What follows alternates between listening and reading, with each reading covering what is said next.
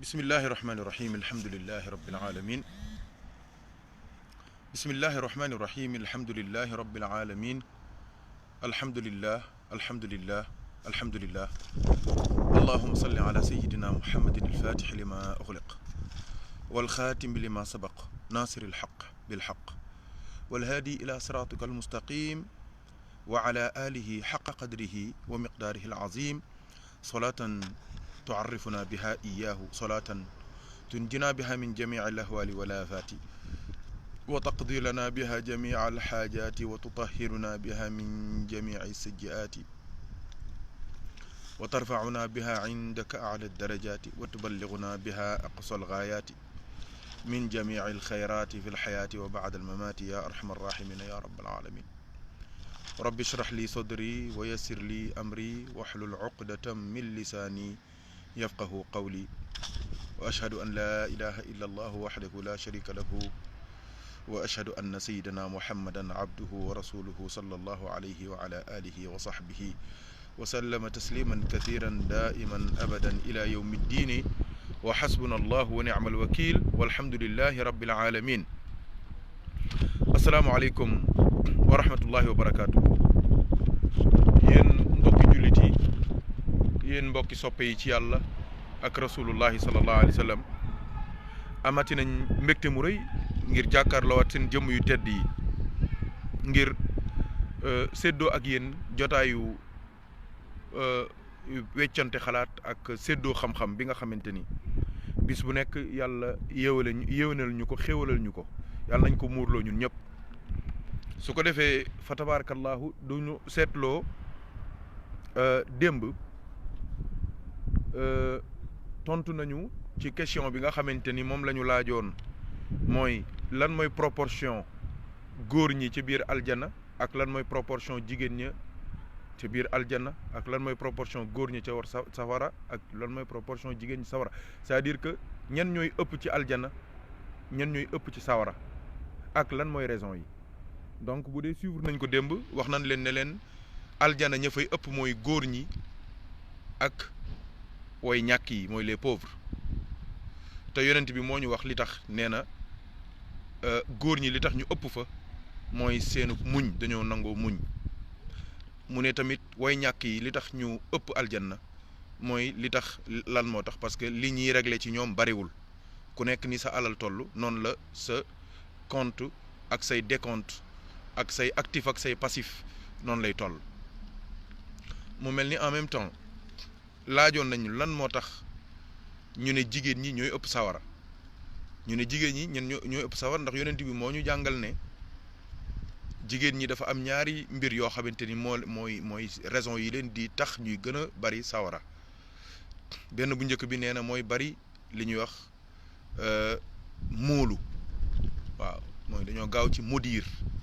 waaw yàlla na ci yàlla musal beneen bi ci topp mu ne mooy dañuy fàtte teraanga jigéen du meree rek day fàtte teraanga su ko defee loolu moo nekkoon thèse bi waaye amoon na tamit antithèse bi mooy li ñuy wax le revers de la médaille waxoon nañ ne leen en même temps aussi beneen wàll jigéen ñi ñooy ëpp aljanna pourquoi parce que bu dee jël nañ exemple rek ci 4 milliards 900 millions yi nga xamante ni ñooñu ñëpp yonente ne dinañ dugg aljanna sans ñu xisaab leen sans ñu calculer leen dañuy ñëw rek ñun leen dugg leen aljanna sans ñu xool seen dara yàlla ñu ci yàlla boole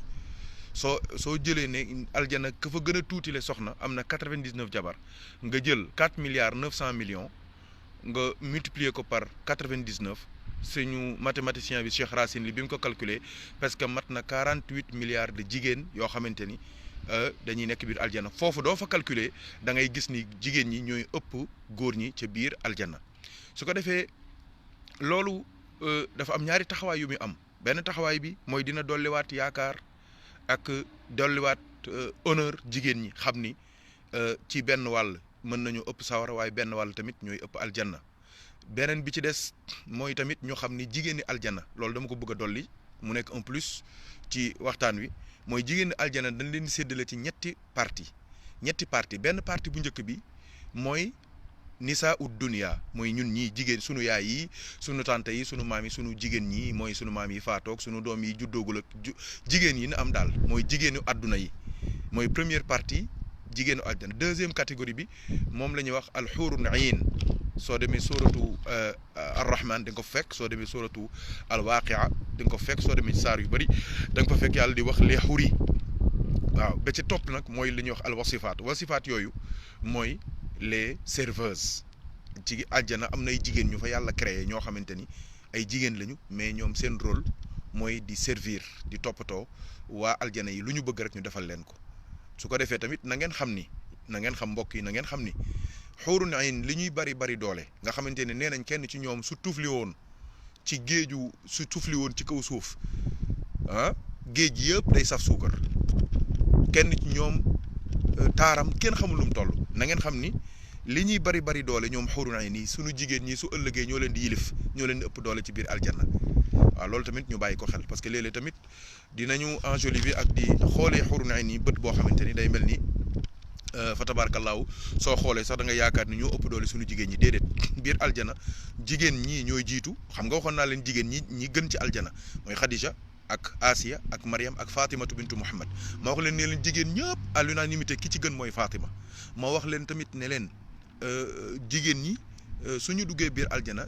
ña cay topp mooy yeneen jigéen ñi les femmes ñi ci yeneen femmes yi ban catégorie moo ci topp mooy catégorie xuurun ayn yi ñan ñoo ci topp mooy les serveuses ñi nga xamante ni seen rôle mooy nekk ci service su xuurun ayn yi tamit ñoom it dañuy nekk ci ginnaaw jigéenu àdduna yi dañuy nekk ci ginnaaw jigéenu àdduna yi incha allah comme li ma leen waxoon duñ demee ba jeexal 30 questions yi tey ñoo ngi ci 22e question donc suñu àggee ci 30e question bi dinañ def tamit benn raxas boo xamante ni day def question réponse rek lay doon mooy góor gu am jabar fii tàggoog moom ngeen daje aljana jigéen ju am jigéen ju musta am jabar fii ci kaw suuf dugg aljana yooyu yëpp question yooyu yëpp tontu woon nañ ci sax ndax sëñ Samba Tall moo ñu ko laajoon amoon na luñ ci laal sax waaye dañ koy defal un direct spécial boo xamante ni ñoom ñëpp kenn ku ci nekk da ci barkeelu yàlla nañu yàlla dimbali kon nag tey bu dee leeral nañu jigéenu aljana yi tey dañoo bëggoon a waxtaanee beneen taxawaay ci biir aljanna beneen question ci biir aljanna mooy laajoon nañ ñu ndax aljanna am na ay degré ndax aljanna am na ay rang waaw ndax aljanna am nay degré ndax aljanna am na ay rang loolu laajoon nañ ñu ko loolu la ñu war a tontu tey jii su ko defee bala ñuy wéy ci waxtaan wi maa ngi leen di ñaan ngeen may ma nuyu sama ay mbokk samay soppe tabaarakallahu ki ci jiitu mooy sunu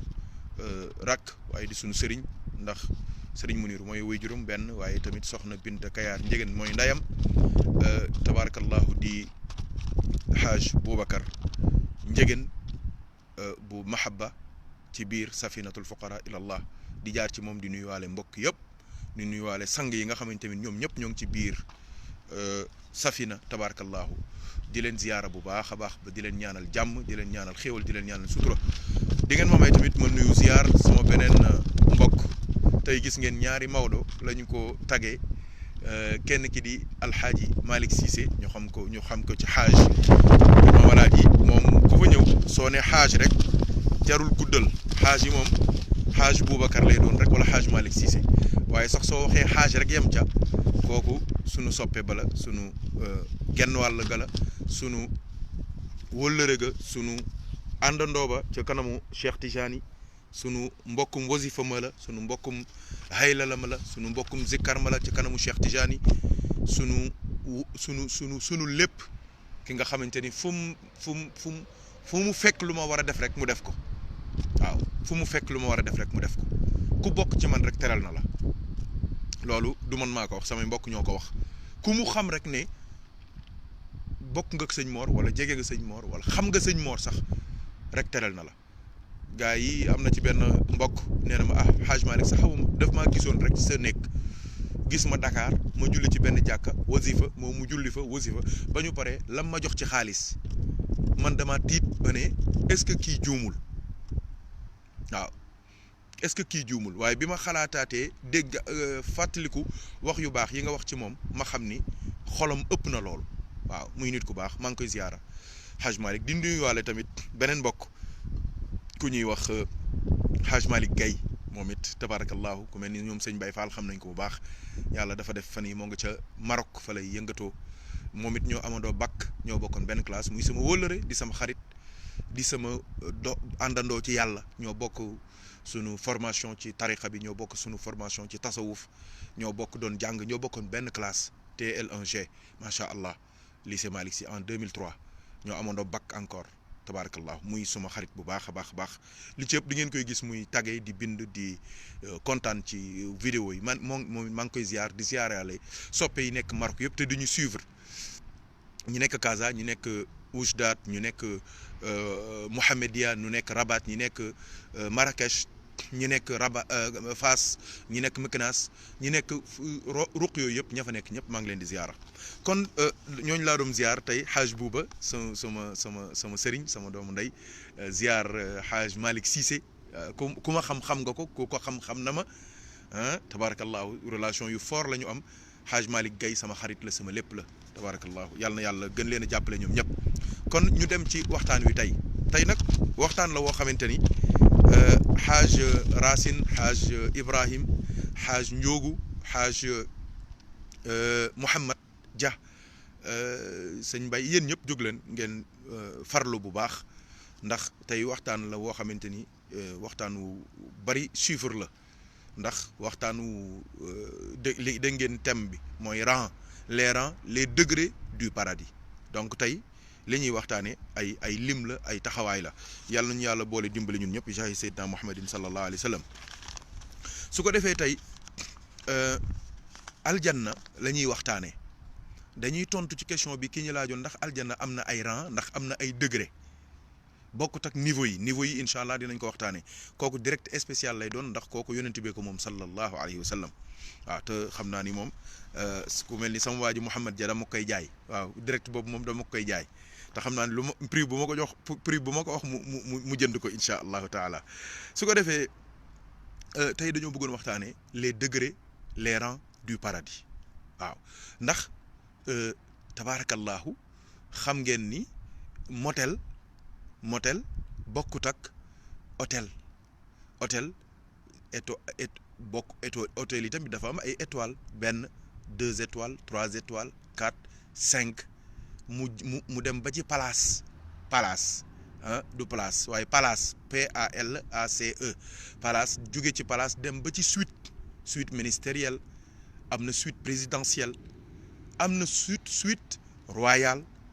am na suite impériale yii yëpp ay daraja la ci hôtellerie mu mel ni loolu li ma leen bëgg a wax rek mooy aljana tamit noonu la amee ay suite ay niveau ay rang ay degré comme ni nga mën a dem par exemple ab dëkk ñu jaay la fa ay hectares à 1 million à 2 millions de francs nga ñëw Thiès par exemple 600 mètres carrés ñu jaayee la ko par exemple 10 millions nga dem Dakar par exemple benn 300 mètres carrés ñu jaayee la ko 100 millions nga dem Almadi benn 300 mètres carrés ñu jaayee la ko ay milliards su ko defee kon suuf su nekk dafa am prime hôtel bu nekk dafa am prime ville bu nekk dafa am prime xam ngeen ni benn puqus fii ci Paris kenn mënu koo comparer ak kër gu nekk ca Dakar kenn mënu koo comparer ak kër gu nekk ca Thiès kenn mënu ko comparer ak kër gu nekk ci beneen dëkk boo xamante ni ca àll ba la nekk bokkul donc réew mu nekk ruq bu nekk dafa am prime donc soo xoolee fu mel ni New York xool fu mel ni Caire xool fu mel ni Paris yaakaar naa réew yooyu seeni mètres carrés ñoo gën a cher ci àdduna waaw bokkut ak nag île paradisiaque yi nga xamante ni foofu milliardaires yi rek sax ñoo fa mën a am ab pukus waaw lu aljana tamit noonu la mel bu dee comprendre ngeen loolu rek ma daal di dem ci waxtaan wi directement yaakaar naa loolu leer na donc yëf yi bokkul par exemple am na joueurs yoo xamante ni dañuy fayeeku chaque semaine 90 millions allahu akbar 90 millions. am na ñoo xamante ni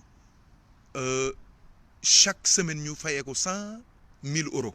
muy 650 millions. la ilaha illa allah muhammadu rasulullah sallallahu alayhi wa sallam. oh loolu mbokk yi yaakaar naa doy na waar. 90 millions 90 millions par semaine am na ñu ko doon fayeeku ci jouru Sénégal yi. am na ñuy xamante ni fii ci Paris gi dañuy fayeeku chaque semaine 100 000 euros muy 650 millions. d'accord xaalis la de kay kon jour ku mel ni waa ji xaw ma Neymar lañ koy wax xaw ma mais kooku mën nga ko comparer ak waa ji joué nawetaan nga xamante ni ay rad yu juróom lañ leen di jox suñu defee kii mi-temps rad yi juróom gars yi guerrier yéen yi nekk ci biir koñ yi ñooy toog ba ca génn benn 5000 may leen seen du mat gagné match bu garaaw final bu garaaw suñu leen mayee ku nekk 5000 rek coow li diw moo leen may kenn ku nekk 5000 gis yu moo leen may kenn ku nekk 5000 nga gis koo xamante ni tey jii am na équipe yoo xamante ni ñoo ngi fii ci Europe lu mel ni Real de Madrid am na ci équipe yu mel ni Barcelona am na équipe yu mel ni Manchester United ay Arsenal am na équipe yoo xamante ni mais seen budget moo ëpp doole budget réewu Afrique yu bëri. am na ci ñoo xamante seen budget da ngay boole ay réew yu bëri ci Afrique mu soog a xaw a tolloog moom loolu am na lu muy signifié dama leen bëgg a wax rek ne leen yëf yi yamul. waaw aljana tamit noonu la dafa am ay rang ak ay degré yaakaar naa duñ ko toppee fii la ñuy fanaan ci jéem a expliquer affaire u degré ak yooyu mais je crois que c'est clair c'est limpide. donc ñu dem dañoo wax ne darajay aljana les niveaux du paradis les degrés du paradis sont égaux au nombre des lettres du Coran. am na ñu wax loolu dañoo wax ne darajay les degrés du paradis bind leen loolu mbokk yi dafa tolloog nombre lettre alquran nag selon téere bi nga yor selon version bi nga yor am na à peu près 1,27 million lettres alquran am na 1,27 million lettres loolu noté leen ko mbokk yi près de 1 million bu leen bind nag de manière catégorique près de 1,27 million lettres. donc kon tey jii su la neexee mën nga déclarer ne darajay aljanna mooy les degrés du paradis les rangs du paradis ñoo ngi toll ci 1,27 million kooku mooy première information bi. ñu dem deuxième information bi mooy dafa am ñoo xamante ni dañ ne benn bu ci nekk am na tegtalam de am na ñoo wax ne les rangs du paradis les degrés du paradis darajay aljana moo ngi tolloog adadu kalimatil Qur'an moo ngi tolloog limu les mots du Qur'an xam nga xarafi laa la wax mooy les lettres bii dama lay wax les mots comme nga ne bismi allah arrahman arrahim alhamdu lillahi rabbi yii ma tudd yëpp benn bu ci nekk benn mot la soo ne bismi ba lettre la siin lettre la miim lettre la soo xoolee bismillahi rahmaani rahim 19 lettres la soo ko xoolee 4 mots la waaw kay yaakaar naa ñoo ngi bëgg a dégg li ñu wax soo xoolee mot alquran nag moo ngi toll ci 77 934 donc près de 70 000 lettres près de 77 934 mots jama juum près de 77 934 mots MOTS laay bëgg a wax mooy kalimaat yi soo xoolee am na ñoo xamante ni dañ na déedéet darajay aljanna moo ngi tolloog adadu ayatil Qur'an moo ngi tolloog adadu aaya alquran yi aaya alquran yi nag moo ngi toll ci 6666 aaya 6666 aaya 6666 aaya waaw mooy juróom-benn junni ak juróom-benn téeméer ak juróom-benn fukk ak juróom-benn waaw kooku am na yu ci gaa yi di def gaa yu baax yi soo xoolee lii tamit information la waaye bokkul ci kii bi mooy alxuraan 60 xisib la alxuraan tamit 114 saar la d'accord loolu waxtaane woon nañ ko sax ci kooru daaw léegi anniversaire bi di kaat kon mbokk yi jàppal ne 1,27,000 mooy xarafu alquran 77,934 mooy kali 6,666 60 mooy xisbu al 114 mooy limu 114 mooy loolu suñ ko comprendre rek daanaka lépp de léegi ñu wax ne darajay les degrés du paradis moo ngi tolloog limu aaya alquran yi muy 6,666 kon am na ñu wax ne moo ngi tolloog 6,666 daraja léegi tegtal bi ñi nga xamante ne ñoo wax loolu lan mooy seen preuve dañoo wax ne sang bi Seyduna Muhammad sallallahu alayhi wa sallam moo wax ci benn xadis ne kenn ku nekk di yowmal xiyaamee sang bi sallallahu alayhi wa sallam moo wax ne suñu duggee ci biir aljanna mel ni ascenseur aljanna day mel ni lu mel ni ascenseur bi nag day détecté ci yow aaya alquran yi nga mokkal léegi kenn ku ci nekk doo taxawee àjjana 1 xam nga dugg nga ba pare dan lay wax ne la tari li nga mokkal ci alquran dégg nga tari nga ne nga jàng fatiha ñu yégal la benn daraja nga jàng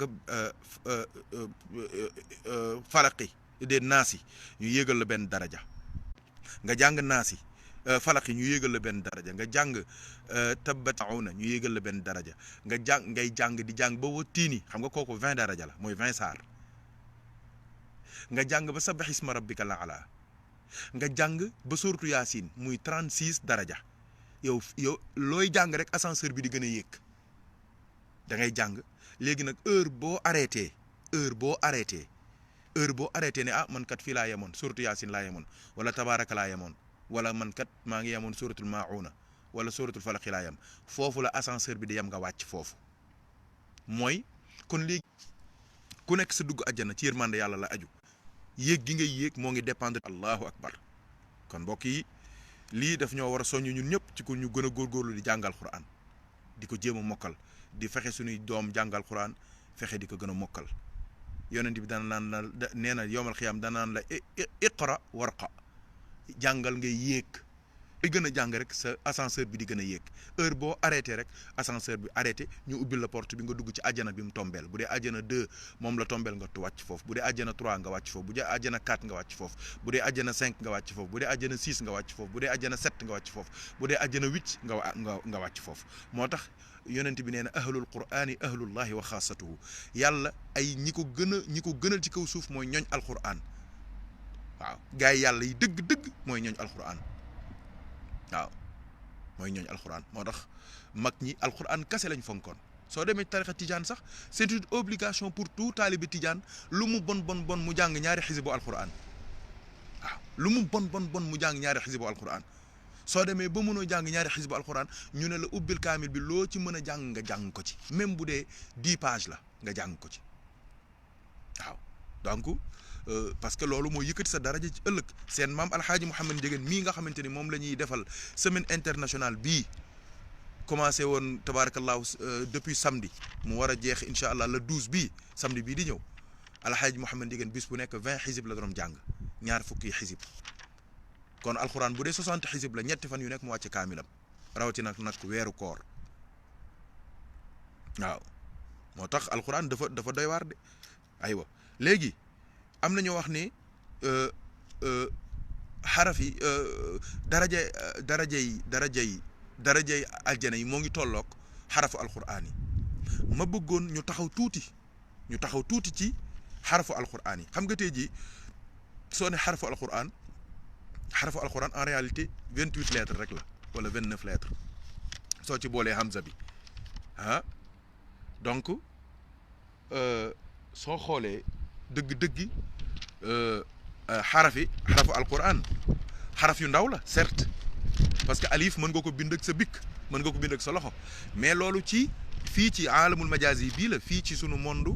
virtuel bii la parce que le monde là c'est pas le monde réel soo demee ba am fatxu ba àgg ci yàlla ba àgg fi góor yàlla yi àgg di nga xam ni ñun sunu monde bii du monde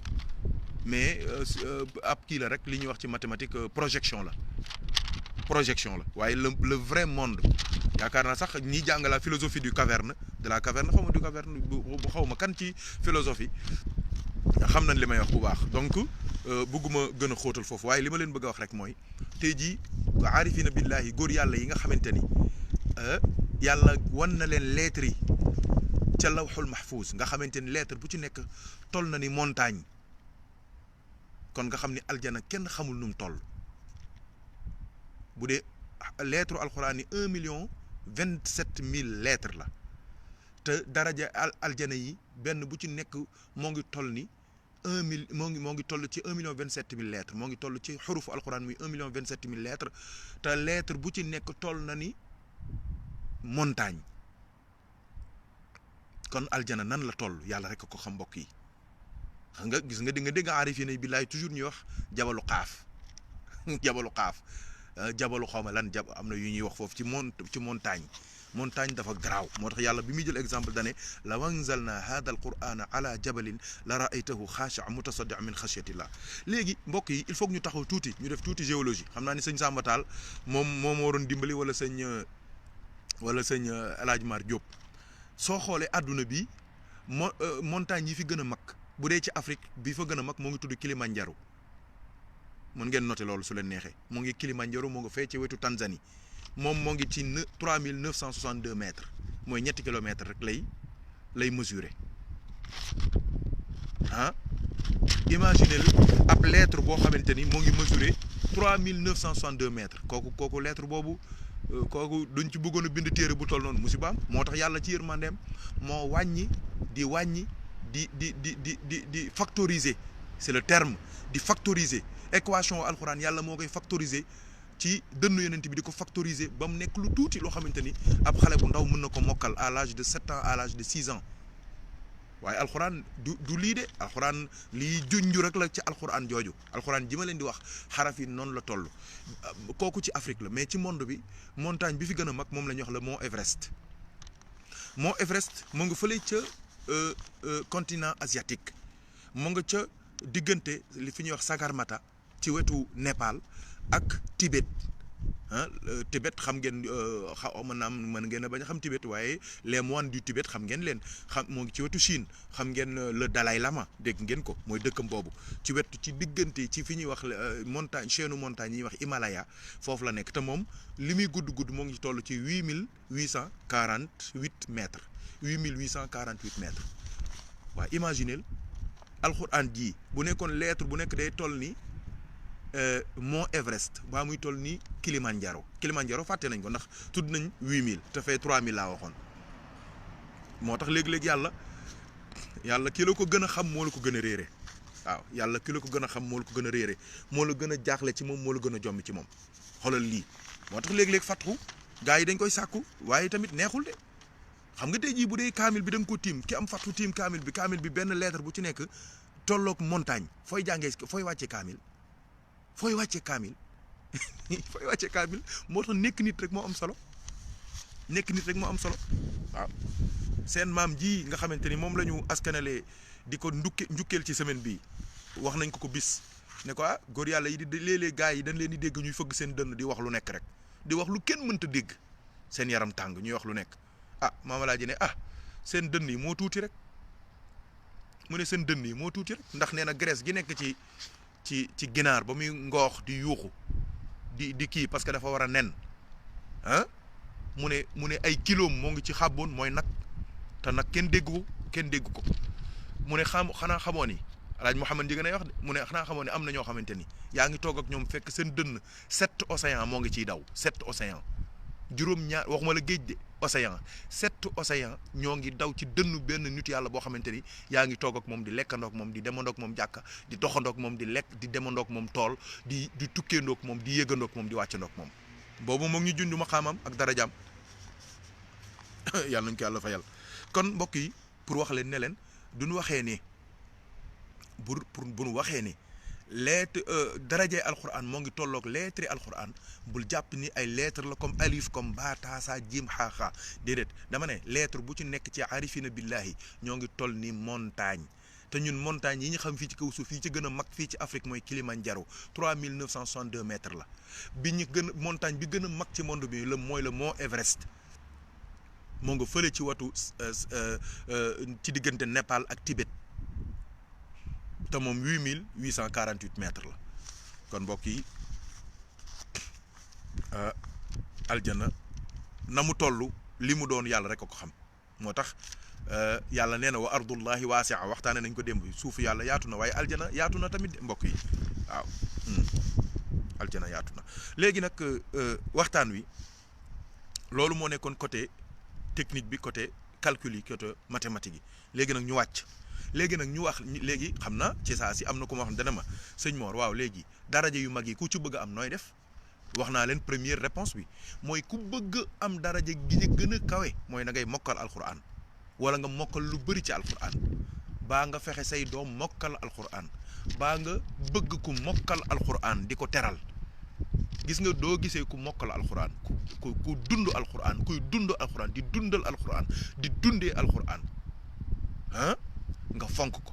sopp ko bëgg ko di ko toppatoo su dee soo dee yéen ñaar soo leen dajee fu mu daraja bu mu toll rek nga toll foofu loolu mooy sopp nit yàlla wala yàlla doo ko bëggee gëm ko sopp ko te muy dëgg ci yow su ëllëgee yomal xiyaam fu mu taxaw nga taxaw fa waaw yàlla nañu yàlla dimbali ndax koo sopp da nga koy topp Cheikh Tidiane wax na ko nee na koo sopp rek topp ko koo sopp égal topp waaw moo tax liggéey bi yëpp ci cofeel la mahabba mooy lépp mbokk yi billaahi waaw mahabba ahlul mahabba ñoo raw ñëpp ñoo mën ñëpp waaw ndax ñoom kenn dootu leen xool kenn dootu xen seen action ak seen réaction ñoom cofeel gi tàkk seen dënn rek la ñuy topp moo tax ku la ëpp cofeel moo la ëpp cër waaw yàlla nañu yàlla dimbali waaw kañ kon léegi kooku mooy bu njëkk bi léegi nag am na koo xamante ni nee na ma yee sëriñ man mag laa man daal fi mu ne nii mokkal alxuraan moom mënatul ne léeg-léeg jawrut kamal bii rek wala salaat fatiha rek problème la ci man yaa man azal jamil rek mokkal ko mu say fii sax mënuma ko mokkal mun xisbul baax li def naa ci ay weer mënuma ko mokkal waaw man la yàlla toujours ay buntam dafa yaatu su ko nekkoon aljana mu def ko benn porte waaye daf ko def lu mat 8 porte wala lu këpp ngir kenn ku ci nekk am foo jaar pour dugg aljana buntu bii nag mooy buntu bi gën a kawe waaye am na yeneen buntu benn buntu bu njëkk bi mooy lan noté leen ko xaaj Njóogu xaaj Racine premier buntu bi nga xamante ni première solution bi yàlla joxe ngir am daraja yu kawe ca kaw ca aljanna bu njëkk bi mooy jëf ju baax waaw jëf ju baax al amalu saalih inna alladina amanu wa amilu salihat mooy jëf ju baax seen maam alaaji Mouhamed Ndiéguène mi ñuy njukkal moo ñu waxoon ne lu baax amul seetal ma lu baax daal mooy lu baax gis nga li neex fii moo neex fee li baax fii moo baax fee lu baax moom alaaji Mouhamed Ndiéguène nee na amul xoolal ma amul seetal ma soo ko gisee rek xam ne lu baax la jëf ju baax mooy loo xamante ni soo defee contraire ba mu ñaaw jeex na waaw ngëm yàlla li muy baax doo àndut ak jëf ju baax du baax de du am benn njariñ ñaareelu solution bi pour mën a am daraja yu kawe ci biir aljana ñaareelu solution bi mooy lan al imaanu billah mooy la foi en Dieu une foi inébranlable ngëm lu wér péng ci yàlla gëm yàlla gëm yonent bi ak mbokki yonentam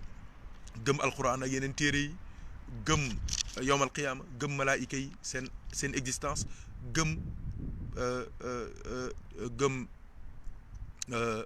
dogal bu neex ak bu naqari juróom benn daraja yi ngëm yëpp nga boole ko te mu nekk lu wér nga téye ko sàmm ko ba deyaale ko dekkiwaale ko yàlla nañu ko yàlla defal ñun ñëpp kooku dafa bokk ci liy yëkkati nit ci daraja yi gën a kawe ëllëg yowmal qiyaama kooku mooy numéro 2 bi numéro 3 bii tax nit mën a am ay daraja yu kawe ci aljanna daraja ju kawe mooy di jàpp di saxoo njàpp di taqoo njàpp les ablutions di taqoo ak njàpp di saxoo ak njàpp fu sa njàpp tojee rek nga yeesal sa njàpp bokk na ci yi tax Seydina Bilal jiitu ñëpp yonent bi sax wax na ko bi ma sabaqtani fil janna loo ma jiitoo aljanna ndax bi ma demee aljanna dégg naa fa sa tànk yi yow Bilal sa dàll yi seen bruit dégg naa ko biir aljana mu ne ko man daal xam naa ni fu sama njàpp toj fu ma toll maa ngi ak njàpp te heure bu sama njàpp tojee ma yeesal ko su ma paree julli ñaari ràkk te ku yor njàpp sëñ bi yaa ngi ci sûreté yaa ngi ci sécurité yàlla dina la musal ci seytaane dina la musal ci musiba dina la musal ci balaa dina la musal ci deegu ñaaw te yàlla dina la musal ci liggéey ku yor njàpp kenn mënu koo def dara kenn mënu koo def dara du lu sori du lu jege du lu nëbbu du lu feeñ mag ñi léeg-léeg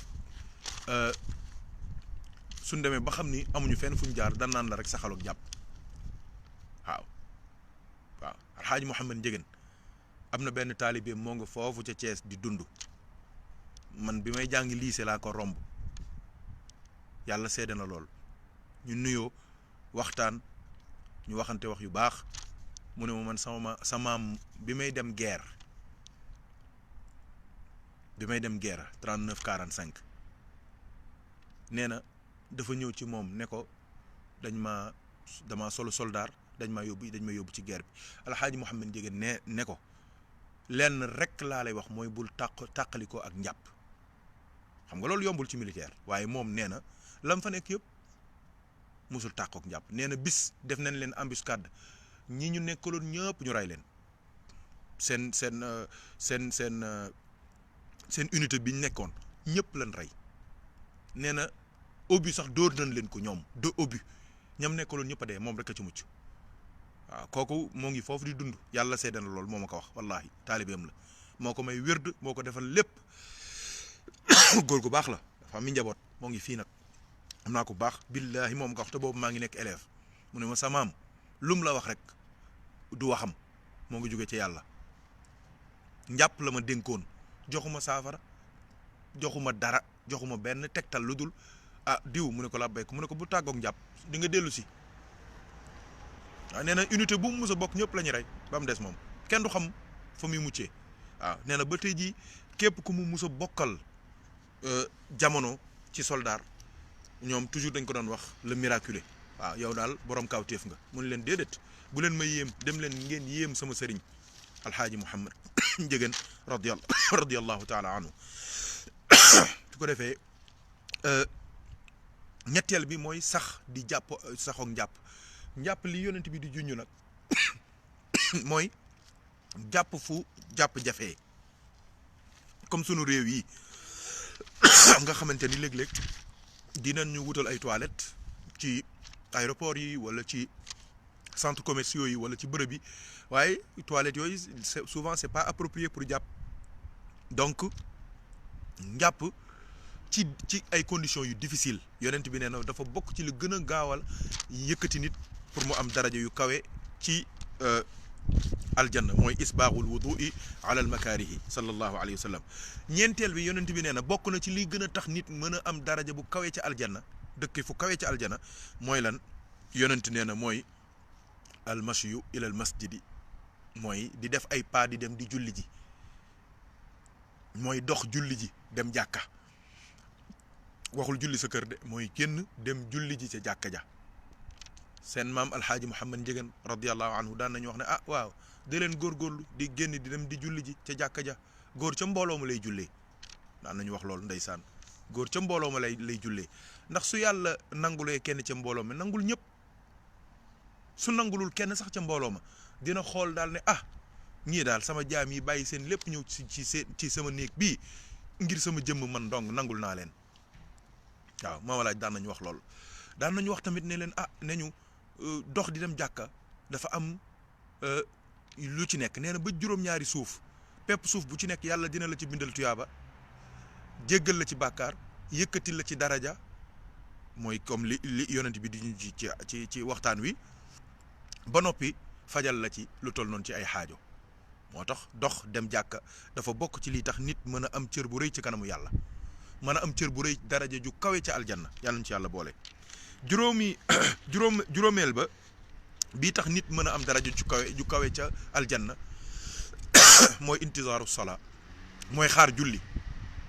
waaw xaar julli mooy julli tisbaar di xaar tàkkusaan julli tisbaar tàkkusaan di xaar timis loolu nag duñ ko waxee du nga julli tisbaar ba noppi toog jàkka ja di xaar tàkkusaan déedéet mooy xadis boobu mu waxoon juróom-ñaar yi nga xamante ni yàlla da leen di keral ëllëg yawmal qiyaama mooy rajulun qalbuhu muallaqun bil masajid mooy koo xamante ni fu mu toll xelam moo ngi ci waxtu wi su defee Muslim Pro c'est pas parce que dafa am téléphone bu rafet bu bees déedéet c'est pour connaître les heures su demee ci boucherie bi ñaan calendrier c'est pour connaître les heures su jëndee montre bu cher bu rafet am na ñu bëri dañuy yaakaar ne montre bi c'est pour muy doser pour ñu naan dafa mën a solu dafa rafet montre déedéet pour xool heure julli kase moo tax mu jënd montre am allahu akbar ndax loolu mus nañoo dal mbokk yi nga dem jënd montre bu rafet ndagate yow dara taxul nga jënd ko lu dul di ci xoor waxtu yàlla wi allahu akbar moo tax doo demoon Saalo Alxaaj Mouhamed Ndiéguène foo tourné rek da ngay gis montre ñu bëri nag comprendre duñu woon lu tax dafa bëggoon ku tourné rek xool waxtu julli wi xam waxtu julli wi fan la toll yàlla nañ ko yàlla fayal. kon mbokk yi juróomi mbir a ngoog yoo xamante ni yonent moo ñu jàngal ne képp ku am bëgg am daraja bu kawe ëllëg yawmal qiyaama ci biir aljana mooy nga am niveau bu kawe ci aljana daraja bu kawe ci biir aljana na nga ko fonk mooy lan alquranul karim moo ci jiitu mokkal alquran iqra warqa te waxoon naa leen fii ci ñaanu maam alaaji gi daaw fii ci Paris man leen iqra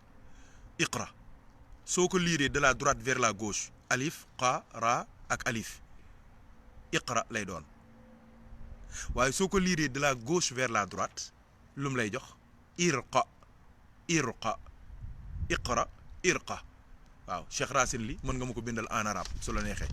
iqra de la droite vers la gauche irqa de la gauche vers la droite te iqra lu muy signifier mooy jàngal liiral irqa lu muy signifier mooy yéegal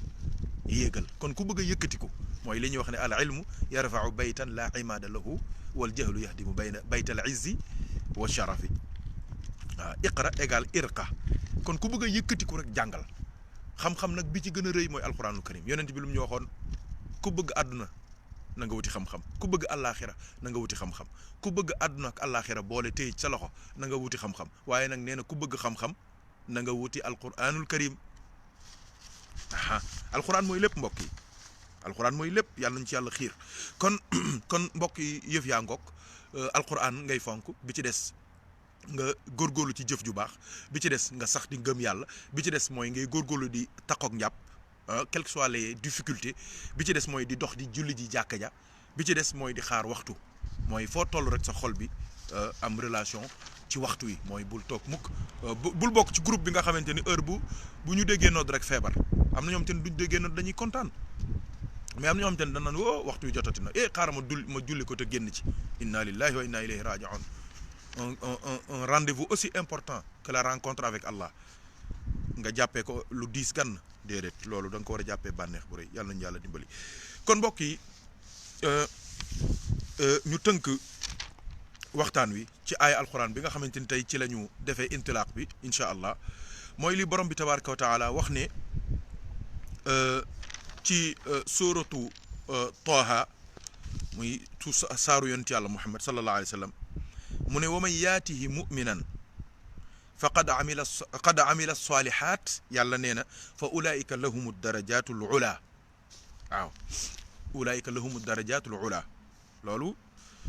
wax la joo xamante ni dañ ko war a bàyyi xel bu baax a baax mbokk yi alquran la de te ci ginnaaw am na lu fa yàlla wax de waaw mu ne saay si nga xamante tamit ay jëf yu ñaaw kase innahu man yaati rabbahu mujriman fa inna lahu jahannama laa yamutu fiha wala yaxya allahu akbar waaw képp koo xamante ni fekk si nga yàlla sa borom te ba ngay ñëw caay-caay kase mooy kase bàkkaar kase doye di kase soxor kase iñaan kase ñàkk jëfi ndigal kase di def lu yàlla tere kase moom nga dundee ba fekk yàlla su ëllëgee yàlla du la yóbbu fenn fudul jahannama yàlla nañu ci yàlla musal lu dul nga tuub wëlbatiku def sa kilifa muy rasulullahi sallallahu alayhi wa sallam waaye nag contraire bi mooy lan yàlla nee na wa man yaatihi muuminan gis nga iman bi ma waxoon ñëw na qad amila salihat gis nga al amalu salih bi ma waxoon ñëw na yàlla nee na fa ulaayika lahumu darajatul ula yàlla nee na ñii ñooy am cër yi gën a kawe ca àjjana ëllëg laa ilaha illallah yàlla nañ ci yàlla boole ñu ne ko waaw foofu lu fay am mu ne jannatu adnin tajri min taxtiha al anhaaru xaalidina fiha wa zalika jazaau man tazakka wa zalika jazaau man tazakka borom bi nee na lii de képp koo xamante ni yar nga sa bakken ba sa bakken digalu la wala lu mu la digal nga bañ ah nga fexe ba noot ko di ko rëng doxloo di ko rukk di ko mokkaloo ci jaamu yàlla ak topp yàlla borom bi tabaraka wa taala nee na texe nga ndax nee na qad aflaha man tazakka wa zakara asma rabbihi fa salla fee mu ne qad aflaha man zakkaaha wa qad xaaba man dassaaha yàlla nee na képp ku taqalikook sa bakken jël sa ruux muy sa xarit nga koy dundal rey sa bakken mortifier ko wàcce ko ba jokkook rasulullahi sallallahu alayhi wasallam def ko muy sa kilifa di sa soppe di sa royuwaay da nga mujj bokk ci wa yuzakkihim googu yàlla doon junj yàlla nañ ci yàlla boole bi jaay seydina muhammadin sallallahu alayhi wasallam su ko defee kon su leen neexee mbokk yi ñu tënk rapidement en français ngir sunu doom yi nga xamante ni ñoo ngi fii di ñu déglu ak sunu njaboot gi macha allah ñu mën leen a ñoom it jox seen wàll ci waxtaan wi. Donc chers frères en Dieu, aujourd'hui on voudrait parler des degrés du paradis, car à l'image des hôtels qui commencent du motel, de l'hôtel simple à l'hôtel 1 étoile, 2 étoiles, 3 étoiles, 4 étoiles, 5 étoiles, jusqu'au palace, jusqu'à la suite ministérielle, suite présidentielle, suite royale, jusqu'à même suite impériale, à l'image de cette catégorisation des hôtels et de leur niveau et de leur rang, comme les mètres carrés des pays selon masha'Allah, la cherté et les catégories. Tabarakallahu, c'est la même chose aussi pour le paradis. Car Allah subhanahu wa ta'ala, il a clairement dit dans Surat Taha que les gens qui vont venir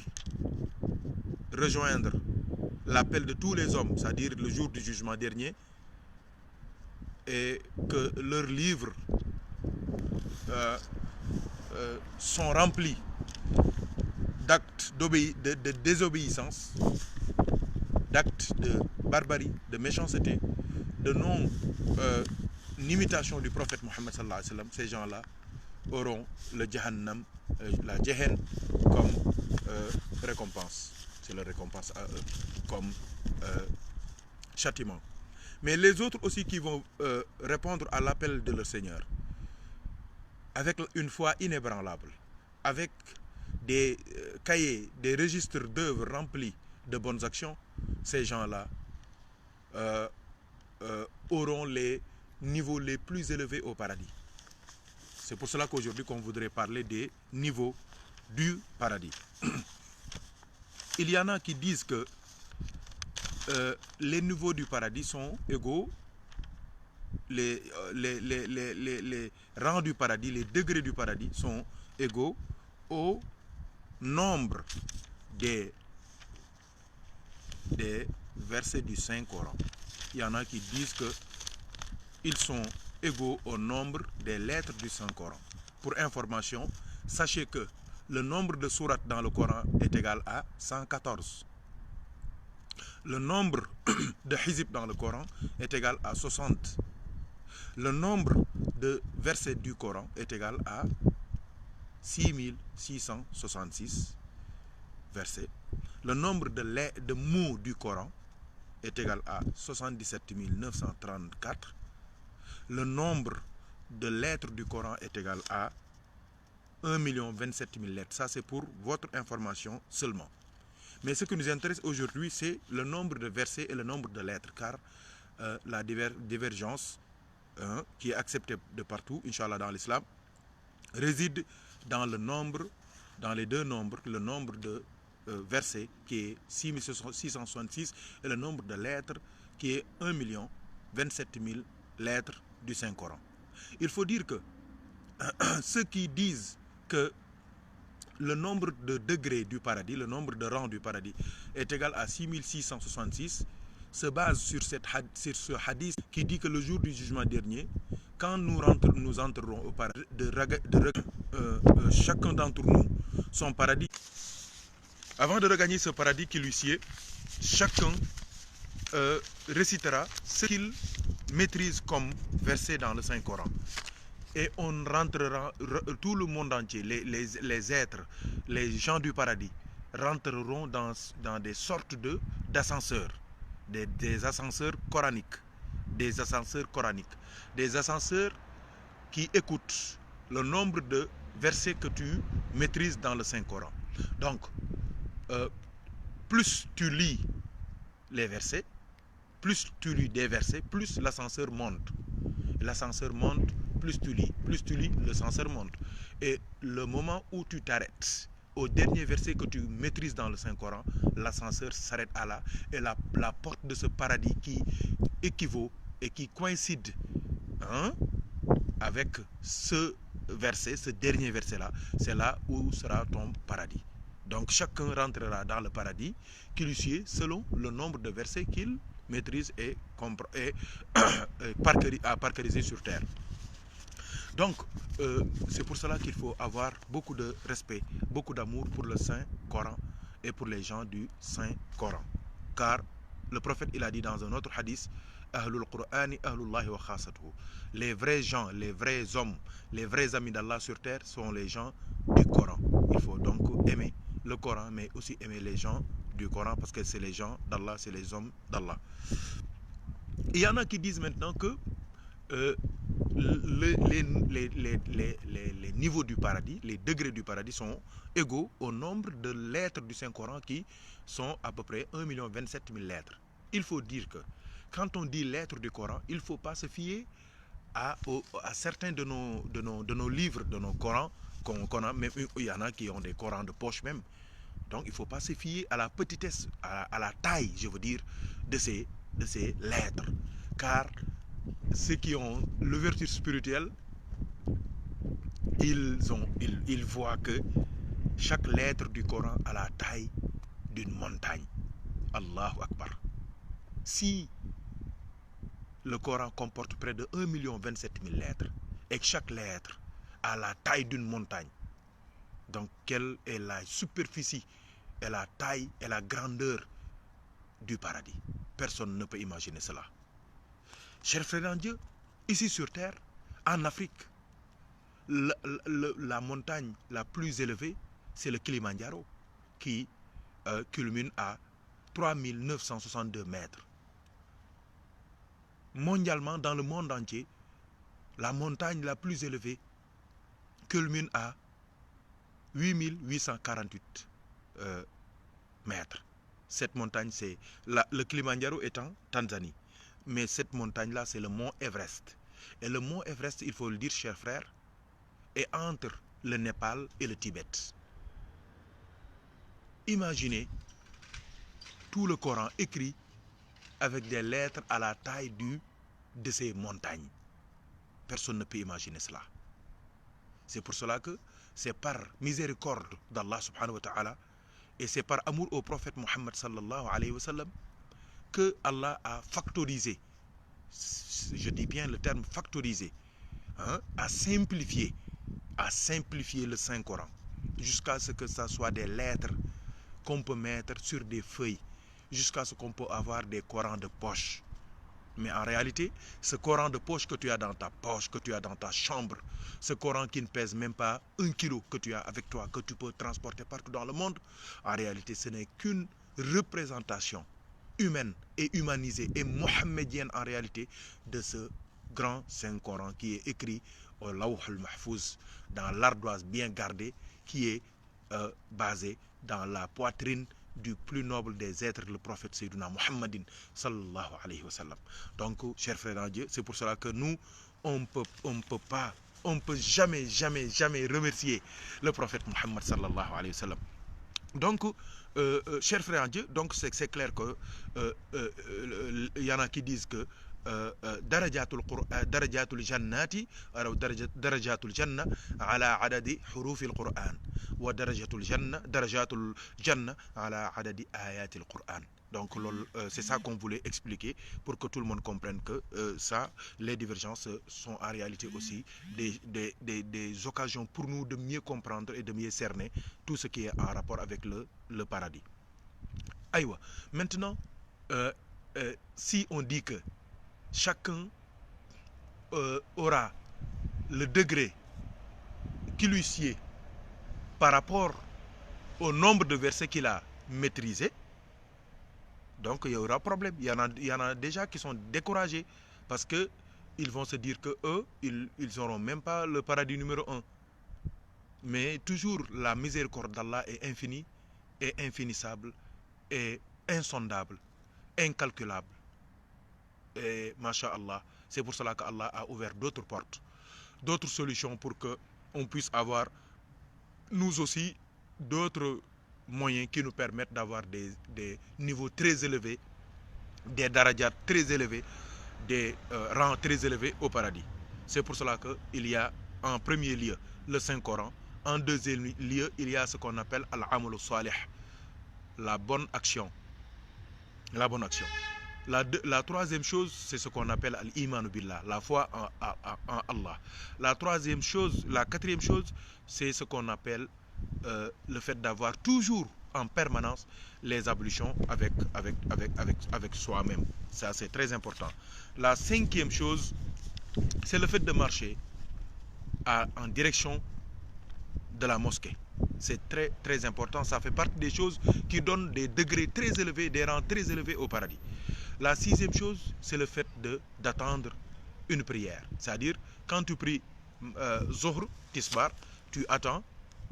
Al-Asr, Takusan. Qu'est-ce que ça signifie? Ça ne signifie pas que tu pries Takusan, Tisbar et tu restes à la mosquée pour attendre Takusan. Non. Ça signifie que ton cœur est connecté de manière automatique, de manière d'une très belle manière à l'heure de la prière. Chaque fois, tu regardes la prière. Prenez l'exemple de notre maître Hadj Mohamed Ndieguene, qui est l'objet de ce njukkal, de cet honneur pendant ces 7 jours de cette semaine. Hadj Mohamed Ndieguene, dans ses salons, dans ses salles,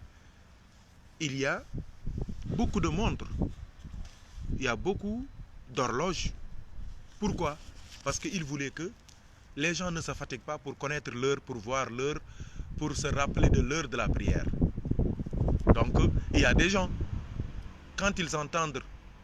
l'appel à la prière, ils sont contents. Et il y en a d'autres, ils ne sont malades, ils n'ont le paludisme que quand ils entendent l'appel à la prière. Pourquoi? Parce qu'ils sont paresseux. La prière, pour eux, c'est une charge, c'est lourd. Or,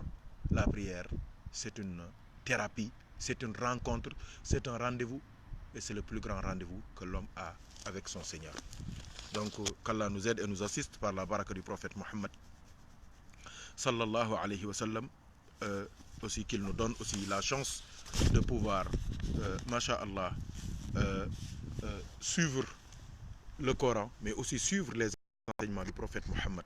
sallallahu alayhi wa sallam, et avoir aussi un respect et un attachement indélébile et sans faille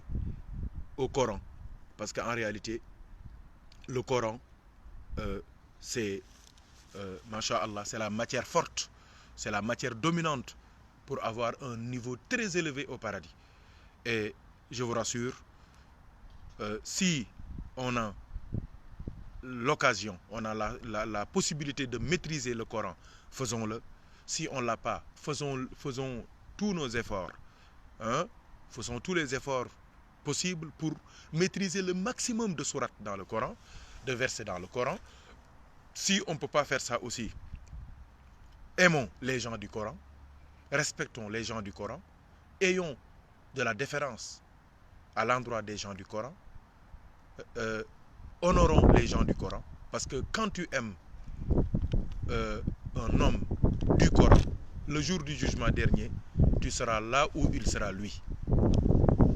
Donc, al-mar'u ma'a man ahabba. Chacun sera avec celui qu'il aime. Nous aimons le prophète Mohammed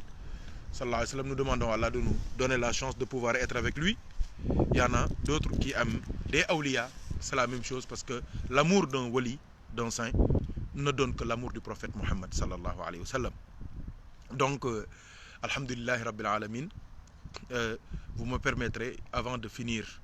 mon propos, de saluer encore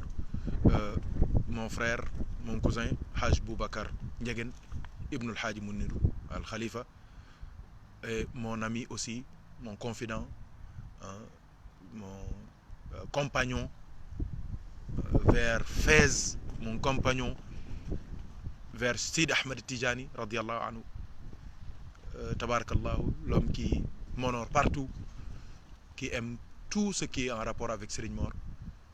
qui aime la famille de Serigne Mor, qui aime tous ceux qui connaissent Serigne Mor. Je vous nomme Haj Malik Cissé de Dakar, qu'Allah lui donne longue vie. C'est la même chose aussi pour notre frère, un autre Haj Malik, s'appelle Haj Malik Gaye. Il est au Maroc, masha'Allah, lui aussi. On a eu le bac ensemble. Masha'Allah, on était dans la même classe, on a fait notre tarbiya ensemble, masha'Allah. Quand on était au lycée, en 2003, on a eu notre bac ensemble, masha'Allah. Lui aussi, c'est un ami, c'est un confident. On a cheminé ensemble, on a fait beaucoup de choses ensemble. On a travaillé pour la tariqa, pour l'islam en général ensemble. Je demande à Allah de lui donner une longue vie, de lui donner beaucoup de baraka. Tabarakallah, à travers Haj Boubacar, je salue tous les frères de Mahabba, tous les frères de Safina, masha'Allah. À travers Haj Malik Cissé aussi, je salue tous les frères du Maroc, masha'Allah, de Meknes, de Fès, de Rabat, de Marrakech, de Oujdat, de Tafilat, de Meknes, de Taroudant, de Mohamedia. Je salue tout le monde. À travers Haj Malik Gaye aussi, je salue tous les frères du lycée, masha'Allah, de 2000, 2001, 2002 jusqu'à 2003, masha'Allah. Je les salue eux tous et je leur présente ma ziara. Permettez-moi aussi de saluer notre sœur Adja Farigay, masha'Allah, qui toujours, chaque jour, accompagnée de ses enfants, masha'Allah, suivent avec intérêt ces causeries exclusives sur des questions auxquelles on répond. Et toutes ces questions sont relatives au paradis. Donc mbokk yi waxtaan waa ngoog yaakaar naa leer na tey yaakaar naa tey nag à partir d'aujourd'hui nag ñun ñëpp war nañoo jóg nag takkatoo nag ah léegi nag yaakaar naa yéen a ngi soog bëgg a comprendre nag lan moo tax mag ñi daanuñu nelaw lan moo tax mag ñi daan góorgóorlu fexe mokkal alquran lan moo tax ñu daan fexe di jàng alquran seen maam Alaaji Mouhamed Ndiéguène junj naa leen ko ci wolof bi 20 xisib la daan jàng te bokkut ak li muy naafila guddi. Ok, donc ñetti fan yu nekk mu wàcce kaamilam donc bokkut ak li muy naafila par guddi mag ñi noonu lañ daan góorgóorloo jàng alxuraan bu baax a baax waaw léegi nag dara tardégul am na ñu bëri su ne nii dañuy découragé waaw te loolu warul wallahi yitte bi nga def ba mën a di am sa téléphone di xam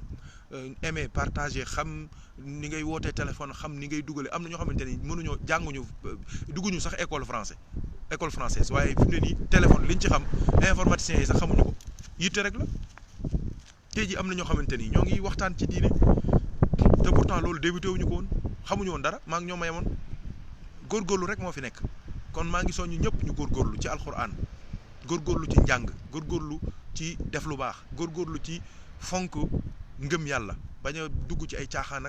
ak pas-pas yu bees yi ak façon yi ñi gëmloo ci gëm yàlla déedéet yooyu yëpp buñ ci dugg mbokk yi nañu am pas-pas bu sell bu set laa ilaha illallah muhammad rasulullah bu wér ñu nekk ci loolu mbokk yi waaw ñu góorgóorlu di def lu baax waaw def lu baax dafa am solo te lu baax kat nit ñi dañ ko bëgg a jàppee lu rëy lu baax léeg-léeg lu ndaw lay doon yëg respect fonk maye place joxe ñaari loxo cër xorma bañ di xool mag ci ay bët yooyu yëpp ay façon la yoo xamante ni façon yu baax la waaw maa ngi leen di fàttali ni képp ku bëgg a dugg tamit mën nga dugg ñu barkeelu quelques minutes incha allah bala ñuy tëj jotaay bi incha allah donc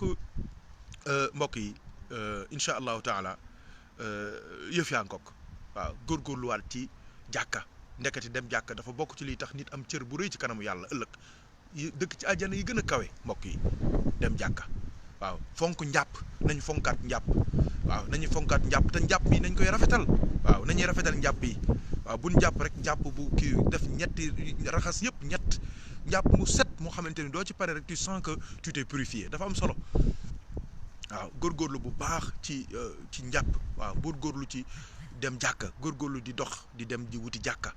waaw yooyu yëpp dafa am solo dafa bokk ci tax nit ki am daraja ci kanamu yàlla incha allah suñu yàlla dimbalee dinañ waxtaanee waat am na yeneen juróom wala juróom-benn question yu ci des incha allah ci la ñu war a jëm mooy niveau aljana yi incha allah commencé ci firdaws ba ci aljana ji gën a nekk ci suuf incha allah dinañ ko waxtaanee tey dañ doon waxtaanee degré yi ak rang aljana yi waaye dinañ waxtaanee loolu dinañ waxtaanee jinne yi ak aljana ndax jinne dina dem aljana wala du dem aljana dinañ waxtaanee tamit li ñuy wax aaraaf mooy ñi nga xamante ni dugguñu aljana dugguñu sawara ah dinañ ko waxtaanee dinañ waxtaanee tamit lan mooy activité waa aljana lan mooy seen activité ñoom loolu war nañ koo laaj parce que léeg-léeg gars yi dañuy wax naan ay lekk ak naan kese mais des na ay activités yu ñu war a am ci aljana am na nag waxtaan wu rëy woo xamante ni moo war a nekk clôture ba mooy bis bi waa aljana di war a jàkkaarloo ak yàlla allahu akbar kooku mooy waxtaan wa nag ndeysaan waxtaan wu garaaw la waaw xam naa ni mook bu bi ñu war a waxtaanee niveau aljana yi ba àgg ci firdaws kooku moom xam nga kooku waxtaanu yonent bi la sallallahu alayhi wa sallam waaw kooku ci ngeen di xamee ne yonent bi du moromu benn góor du moromu benn mbindeef mooy sangu ñi njëkk ak ñi mujj mooy sangu góor ñëg jigéen ñi mooy sangu lu yàlla bind aljana lañ koy xam te kooku waxtaan spécial la maa ngi xool waaw xam naa ni mooy nekk avant dernière bi bala ñuy indi jàkkaarloo bi ñu war a jàkkaarloo ak borom bi tabaraka wa taala ñu war koo nag ñu war a jàkkaarloo ak moom ndeysaan waaw dëgg nag jàkkaarloo waaw yàlla nañu yàlla moo tax seen maam Alaaji Mouhamed Ndiéguène daan nañu wax ne doxantu boobu yàlla du wooteem ba ñu war a dem wuy ji ko mu ne doxantu boobu góorgóorlu leen ba bu kenn wuute de góorgóorlu leen ba bañ koo wuute de waaw ñu ne ko waaw ni ñuy def ba wuute ko mu ne mooy wuute rek ku bëgg a fekke jotaay boobu da ngay wuute jotaay yii jotaayu jëw ak jotaayu rambaaj ak jotaayu waxi caaxaan ak jotaayu mboosóor ak jotaayu werante ay jotaayu musique ak jotaayu soirée ak jotaayu ñàkk fayda waaw jotaay yu amul benn njariñ waaw di PlayStation ay 4 heures de temps di seetaan ay match à longueur di seetaan ay match de tennis mais lu sëñ bi yooyu jotaay mais yow loolu la nga ci mën a def ci lu baax kenn xamul lu mu toll te fi ne doo seetaanu loolu da ngay dem tëdd di nelaw loolu mooy wane nit ñi kenn xamul luñ bëgg sama am nee na ku bëgg fekke jotaay boobu Alaaji Mouhamed Ndiéguène nee na ku bëgg fekke jotaay boobu da ngay wattu jotaay yii waaw ngir fekk billaahi jar na ko te billaahi dinaa leen ko duma leen ko expliquer ni sama borom di invité jaam yi rencontre bu rëy bañ fay am ba sama borom wax ak ñun ñu wax ak moom ak discussion bu garaaw ba fay am ak du ñu génnee ca buntu aljana ja am na yu fay xew yu garaaw ci foofu ci buntu aljana ja yu garaaw yu fay xew ak sunu jëmm yi nan la war a mel ndax jëmm yi la ñuy yor ba faw wala jëmm yi day changer nan la ñuy mel ak jinne yi ci biir aljana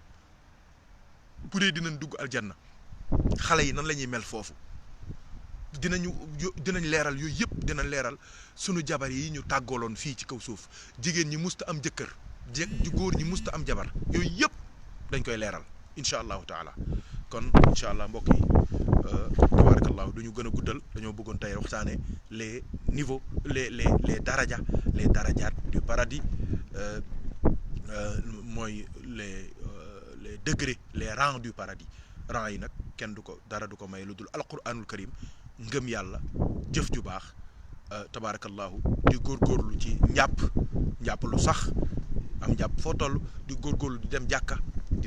dafa am solo di góorgóorlu di xaar waxtu di bàyyi xel waxtu waaw góorgóorlu leen góor jàkka lay jullee góor Alaaji Mouhamed Ndiéguène ko daan wax de góor jàkka lay jullee góor waaw du ñu waxee nag góor kii bokkul de waaw sexe masculin ak homme bokkul de waaw la ko wax de bokkul de waaw waa ji nee na laysati rujulatu fi shakwa wal anini innama rujulatu fi lihtimali wal yaqini waaw góor dëgg mooy ki nga xamante ni jóg fajar moo naan ci ndox mi la yemale waaw loolu mooy góor waaw fu bàkkaar taxaw mu wàcc ko fa dem yoonam am fulla fu mu lu mu neex mu dëdd ko waaw dafa am solo incha allah am na benn waxtaan spécial tamit du ñuy dugg àjjana entrée bi waaw du ñuy dugg aljana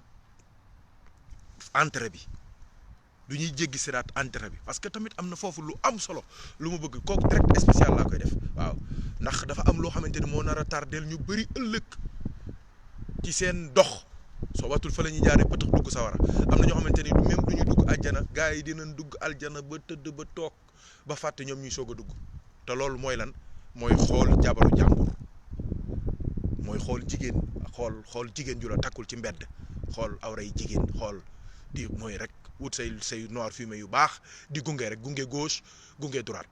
waaw wër dëkk bi rek toog ci mbudd mbedd mi ku romb jànq bu romb nga xool ba xam la mu sol ak la mu solul loolu dafa bokk ci liy gën a tardel nit ñi ëllëg ku koy def premièrement doo àgg ci yàlla deuxièmement yowmal xiyaam da ngay tardé même bu dee da ngay dem aljana da ngay tardé ba waa àjjana yow dan lay fàtte kooku direct spécial la te loolu feebar la surtout nag été bii waaw nga xamante ni daanaka dañuy futteeku ñëppay futteeku rawatina suñ réew yi nga xamante ni daanaka moom tabarkal la Sénégal tamit noonu tàngoor wi waaw yàlla nee na safara gën a tàng waaw yàlla nañu yàlla dimbali ñun ñëpp muccal ñu suturaal ñu àdduna ak àllaaxira bi jaahi sayyidina muhammadin sallallahu alayhi wa sallam kon incha allah bu subaa dinañ ñëw ci